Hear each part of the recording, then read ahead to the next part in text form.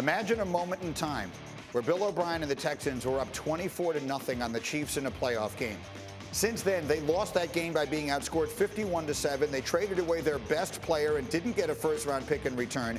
They gave all of the money they didn't want to give to Hopkins to Laramie Tunsil, and now they start 0-4 for the first time since 2008. And so, Dan Graziano, this was a moment yesterday that I think a lot of people, it took us by surprise. Oh, yeah. I feel like it came out of nowhere. What went into this? Yeah, we weren't even tracking this. It was an out-of-the-blue text that out of this OBrien fired. So, I think people thought that he was going to be in trouble if the season didn't go well. I don't think it was a thought of doing it this early in the season. But, you know, he was the GM. He was the head coach. He was in charge of every decision. He was invested with great power in the organization. As Spider-Man fans know, with great power comes the responsibility to not start 0-4 after you trade away your best players. So, look, Field Yates put this well on Twitter yesterday, right? They have about $250 million in cash invested in player costs this year. It's a league high.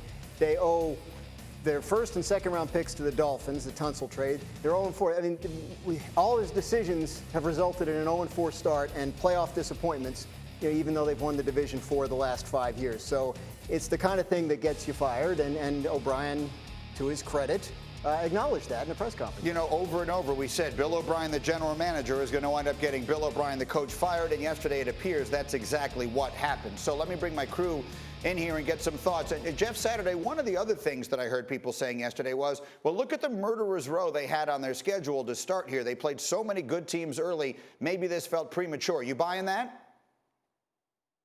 Absolutely not. Listen, good teams, you win the division 4 out of 5 times. You got to play good teams. That means you got to beat good teams. There can't be excuses that say, I mean, take away the Chiefs and the Ravens. Okay, so you're 0-2.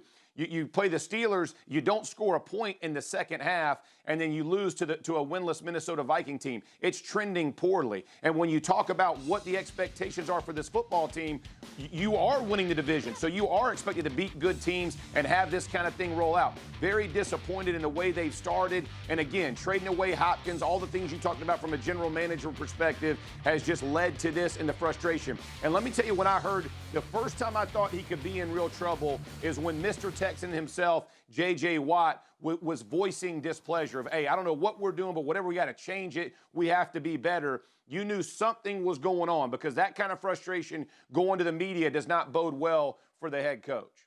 Swagger, what are your thoughts? Look, man, it was inevitable. I mean, I sat on this damn show right after DeAndre Hopkins was traded and said, this is the one.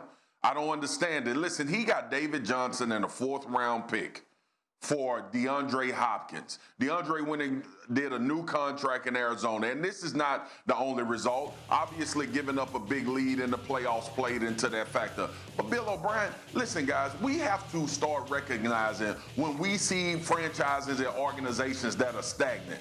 And in the NFL, I'm going to be honest with y'all, all wins are not created equal. And not all losses aren't either. That's right. We just came off a game with New England and Kansas City saying that we feel more confident about what New England has the opportunity to achieve in a loss. Nobody ever felt that about the Texans. You can't trade away one of the best players in the league and struggle in that exact area.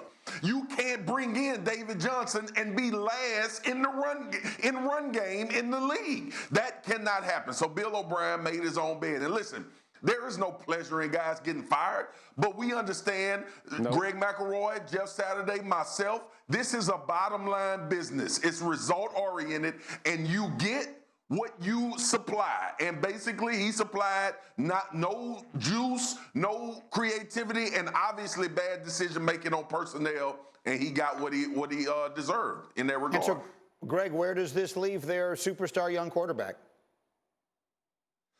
I'm worried about Deshaun Watson in the short term because, frankly, it doesn't look like it's going to get a whole lot better. And without first-round pick this upcoming spring, it's not like you can add a dynamic difference maker to this offense. Yo, this all went wrong. We're talking about DeAndre Hopkins and everything.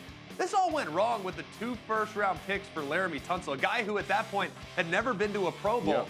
You got to protect your franchise quarterback, and the offensive line was awful. But they sold everything for the 2019 season. They said, hey, in 2021, we'll sacrifice that first-round pick because we're going to make our run in 2019. When they gave up that big lead to Kansas City, that was the beginning of the end, guys, because they put all their eggs in that 2019 basket and it didn't work out. So Deshaun Watson, it's not going to get pretty anytime soon.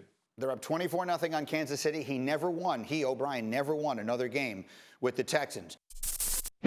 Thank you for watching ESPN on YouTube. For live streaming sports and premium content, subscribe to ESPN+.